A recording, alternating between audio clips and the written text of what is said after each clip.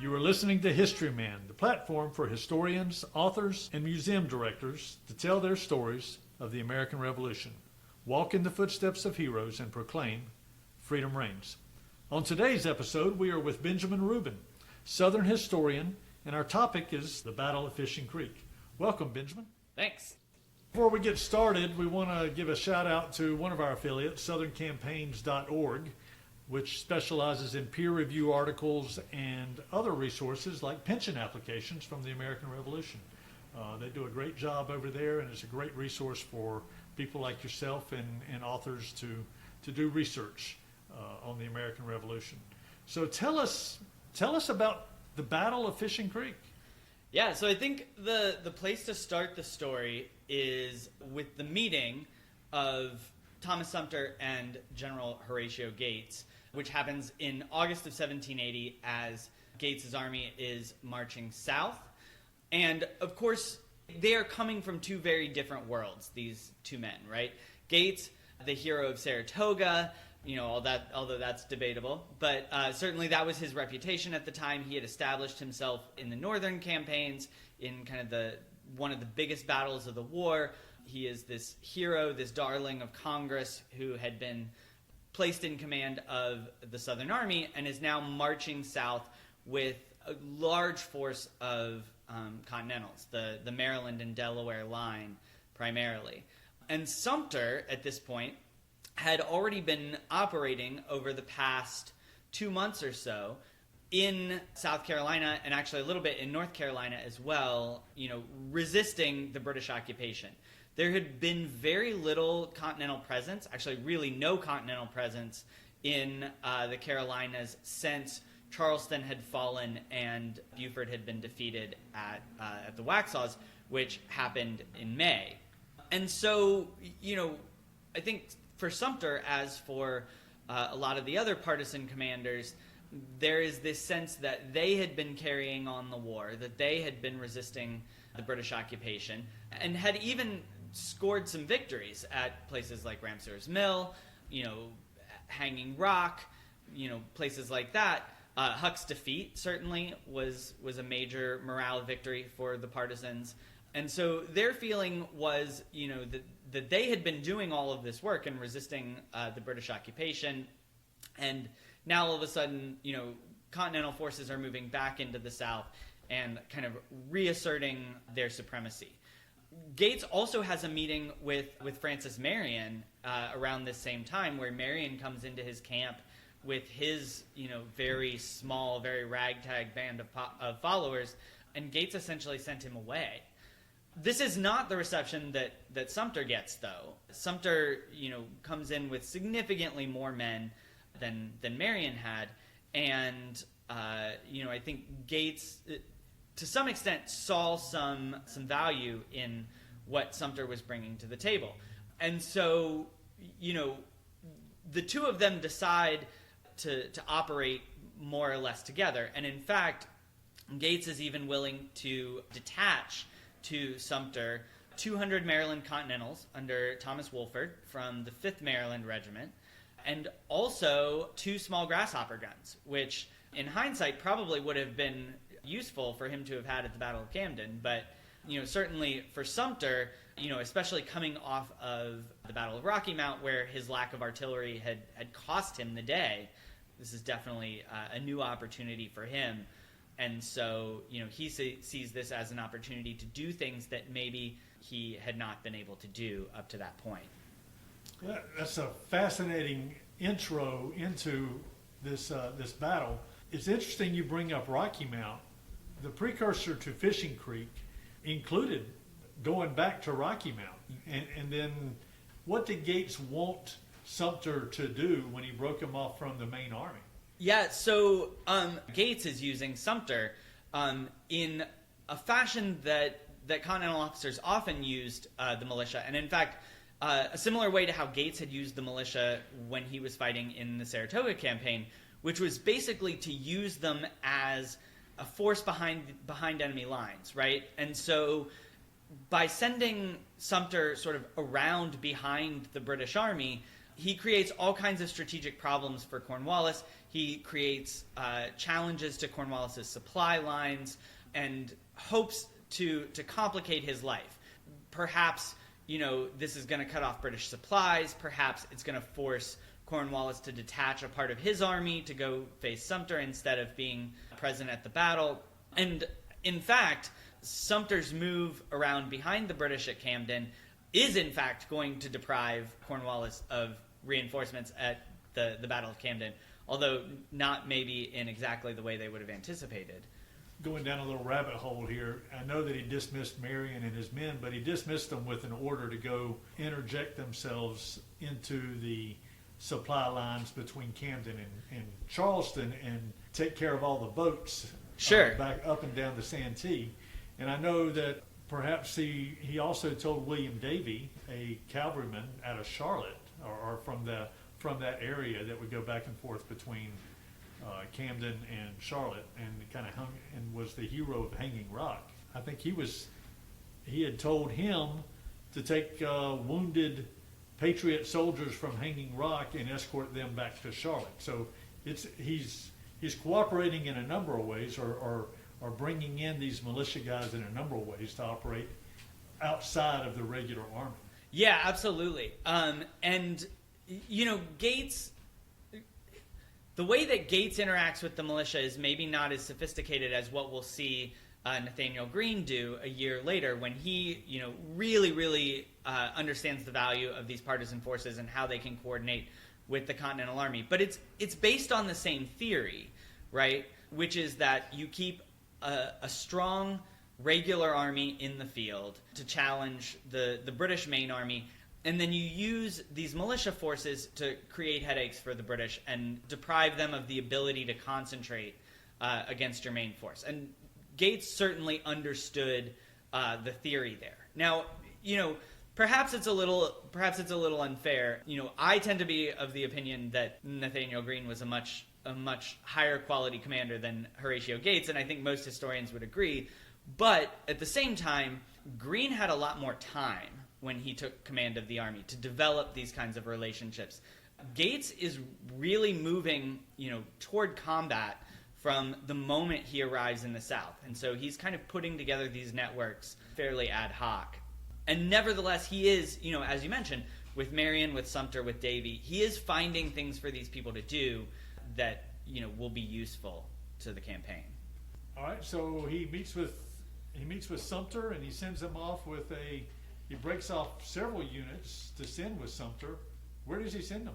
So Sumter proceeds basically around the British forces at Camden, and his goal, not sure whether this is specifically the assignment that Gates gave him or whether this is kind of his idea of what to do with these forces, but he heads toward Carey's Fort, which is just across the Wateree River from Camden, and he, it's an important link in the British supply lines. Sumter, his goal is to capture it and, ultimately to break this link in the British supply chain and force them to react. Now, from his personal perspective, it probably also helps that, Carey's Fort is going to be full of weapons, it's going to be full of ammunition, it's going to be full of food, all the things that Sumter has been operating without, right? And again, for the first time, he's got cannons with him.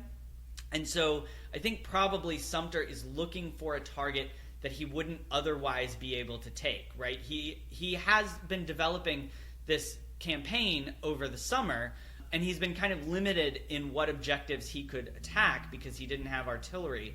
And so I think Sumter sees himself as being in this position to kind of finally get some of the things on his wish list that he had not been able to operate against for the rest of the summer. That's interesting. When you say that Carey's Fort had food, I think in our modern vernacular, we're thinking, okay, the Army, they had a whole bunch of sea rations, and they had, maybe they had grain or something. What kind of food did they have at Carey's Fort that was part of their supply? Yeah, so I mean, some of it would have been that, right? Some of it would have been kind of non-perishable stored food products, whether that's grain or alcohol is, liquor is a very valuable commodity. But most of what we're talking about when we talk about food is essentially food on the hoof, right? It's livestock, which would travel with the army to be killed as needed. And that generally provided the meat. So, both for transportation reasons and for preservation reasons, it's very hard for an 18th century army to, transport a lot of prepared food.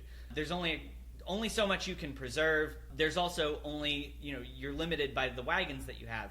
And so the most logical way to move food around in the 18th century is to move it around while it's alive and kill it as needed. And so one of the things that Sumter hopes to gain at Carey's Fort is, access to herds of livestock that would have been there. So they turn into drovers, is what you're telling me.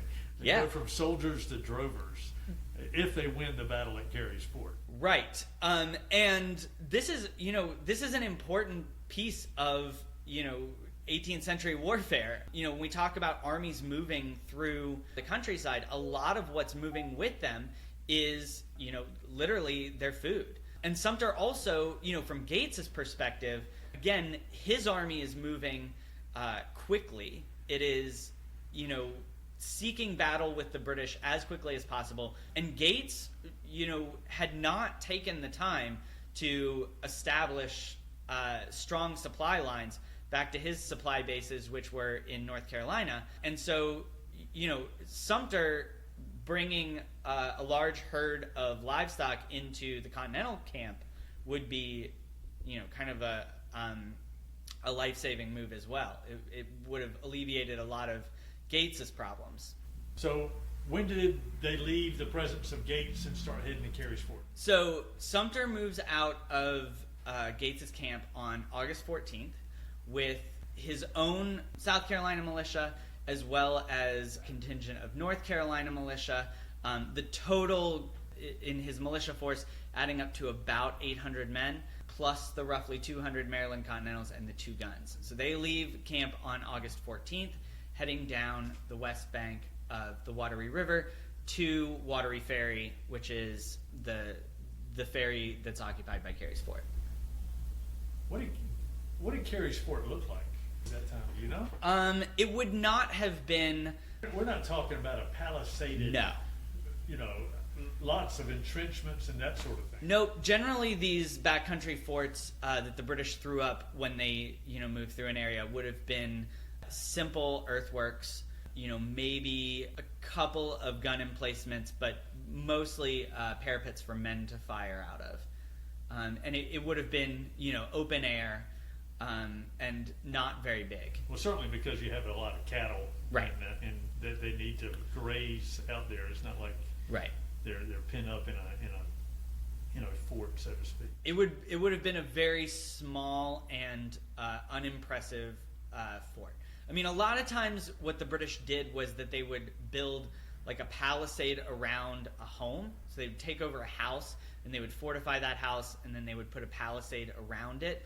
I don't know all the details about what exactly was at Carey's Fort, but there's a ferry there. So there probably would have been some kind of buildings to fortify. And then, it would have been a very simple kind of ad hoc structure. Not getting into the actual Battle of Carey's Fort, it was a fairly quick battle. Yeah. And they pretty much overran them in no time. In our preparation for this episode, you were saying that Sumter sent a memorandum or a letter or a message to Gates that he had taken Carey's Yes. Fort. Yeah, so there is a dispatch from Sumter to Gates informing him that Carey's Fort had been taken and that he would be proceeding back toward the army. And so the Battle of Camden happened the very next day. The very next day, yes. And we should also talk about the stroke of luck that sort of falls into Sumter's lap, which is not only did they capture the munitions and food stores that they intended to capture, but as it happened, there were 200 British reinforcements from the 71st Regiment of Foot, which had been sent to reinforce Cornwallis from 96. and Sumter ends up, intercepting them and taking them prisoner as well. Did they have baggage wagons with them as well? They would have, yeah. I mean, I'm just imagining he's coming back from Carey's Fort on the west side of the Wateree River. He's going north. He's got his men, and he's having to do prisoner patrol, and he's having to do drover patrol. I mean, he's driving this cattle up there. They run into this other contingent of British. They get them and their wagons. This is a huge train. It is, and it's a very slow-moving train, right? Which is important to think about, because the way the partisans had generally operated up to this point was, as mounted troops. This is one of the reasons they'd been so successful. Sumter's command, throughout the summer of 1780, was moving around on horseback. They would dismount to fight. They fought as infantry, but they were generally moving around on horseback, and so they were moving very, very quickly. Now, all of a sudden, we have this, this contingent of men who includes Continental infantry, who are moving on foot. It includes 2 cannons, which move even slower. And then we have taken 200 prisoners, a whole drove of livestock, which moves even slower than that, and wagons full of munitions and supplies. And so, this column would have been moving up the road at like 1 mile an hour, maybe. A snail's pace. Yeah. Especially considering that the Battle of Camden is happening right across the river. Right across the river at the same time, which at this point Sumter doesn't actually know. He doesn't know that yet. And so he imagines that he's moving up the west bank of the river.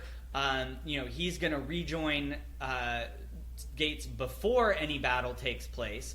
He's going to, come into camp with all of these welcome munitions and supplies, as well as, these prisoners, and then, perhaps after that, either go out on another assignment or maybe participate in the large battle that he knows is coming. Unfortunately for him, that battle is already happening on the other side of the river, and it is going to go very, very badly for Gates. I was in a previous episode. We were talking to Rick Wise and some of the other historians out of Camden, and they talked about they felt like Gates was not going to attack Camden. He was not going down there to lay siege to Camden. He was going down there to kind of wait on the periphery of that area and kind of draw, the British out of the fortifications of Camden.